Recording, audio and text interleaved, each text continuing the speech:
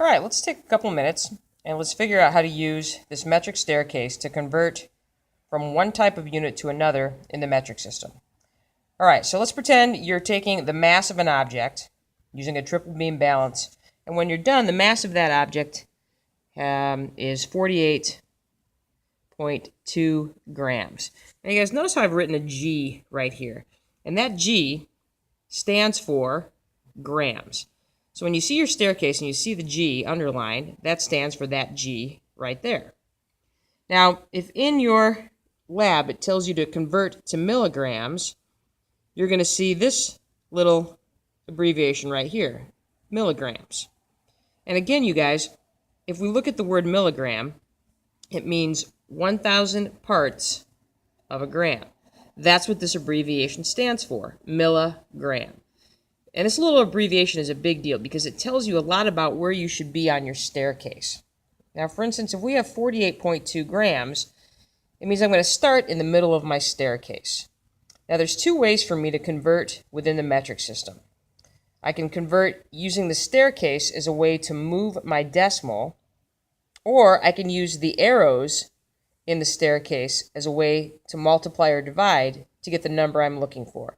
Now, the thing about converting in the metric system is that when I'm done converting from grams to milligrams, I'm still going to have a 4, an 8, and a 2 in the answer. The difference is that my decimal is going to be in a completely different spot within the number, but these numbers stay the same. All right, so let's look at our staircase. Now, I'm at grams, and when I'm done, I need to be at milligrams. So if I look on my staircase, I see that milli is down here to the bottom right of my staircase. And that tells me something, because depending on which way I move on the staircase, that's going to determine which direction I move the decimal in that number. So for instance, if I'm walking down the staircase, if I'm facing the staircase right here, and I have to move down the staircase, I'm moving to the right. So if I start at gram, and I want to get to milligram, it means I have to move right. And if I'm walking downstairs, it means I have to go 1, 2, 3 steps. Because I had to go 3 steps, 1, 2, 3, it means I'm going to move this decimal 3 places. So let's do that. If I'm right here, I've got my decimal. It means I'm going to go 1, 2, 3 places. Now, you'll notice I've got 2 empty spaces here, and I actually have to fill those spaces up with zeros. So when I'm done, instead of having 48.2 grams, I now have 48,200 milligrams. And the reason that this number is so large is because you have to remember that a milligram is 1,000 parts of 1 gram. Now, if we want to do this mathematically, we can use these arrows. So again, if I have 48.2 grams, according to this information, it says to convert to a smaller unit, multiply. So you might ask yourself, well, which is the smaller unit? Is it grams or is it milligrams? Well, if you're not entirely sure, and if this doesn't make all the sense in the world to you, then don't panic. Just use your staircase.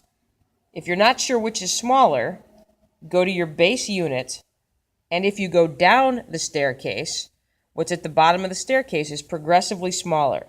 So a decigram is smaller than a gram, a centigram is smaller than a gram, and a milligram is really small.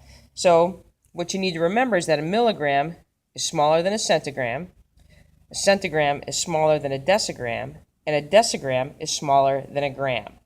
So in this case, we are converting to a smaller unit because we're going from grams down to milligrams. Now it says I have to multiply, so let's go ahead and put our multiplication sign here. Now you might be asking yourself, well, what do I multiply by? Well, if you remember from our discussion the other day, we talked about the fact that deci is 10 parts of something, centi is 100 parts of something, and milli is 1,000 parts of something. So you might be asking yourself, well, what do I multiply 48.2 by? You're going to multiply it. Well, remember, we're trying to get to milligrams. which means I have to multiply by 1,000. And if I do that, I end up getting 48,200 milligrams. All right. Now, if I want to convert this number, if I want to convert 42.8 to kilograms instead of grams, I basically just do the opposite of what I just did. So this time, instead of moving my decimal to the right, I'm going to look for kilograms, and as you can see, it's to the left of grams and up the staircase. So that means I'm going to move my decimal to the left. So now I'm going to move my decimal, and again, it's 3 steps. 1, 2, 3, which means I'm going to move my decimal point 3 places. 1, 2, 3. And again, I have this little empty hammock right here, so I'm going to fill that up with a 0. So my final answer is going to be 0.0428 kilograms. And again, I can also calculate that mathematically. But this time, if you'll notice what the arrow tells me, it says to convert to a larger unit, then I have to divide. And again, you guys, what I need you to remember is that if I'm dealing with a gram, then deca would be 10 whole grams.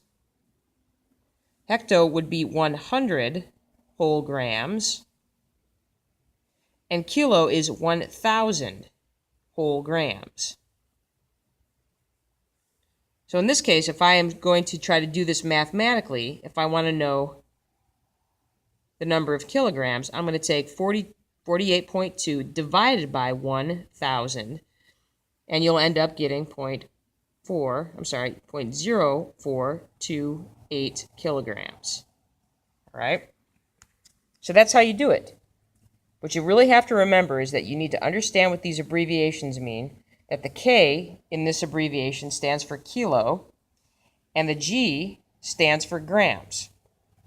And once you figure out what the prefix stands for, it tells you where you should be on your staircase and how far you are from the base unit and whether you're above the base unit or below and how many steps.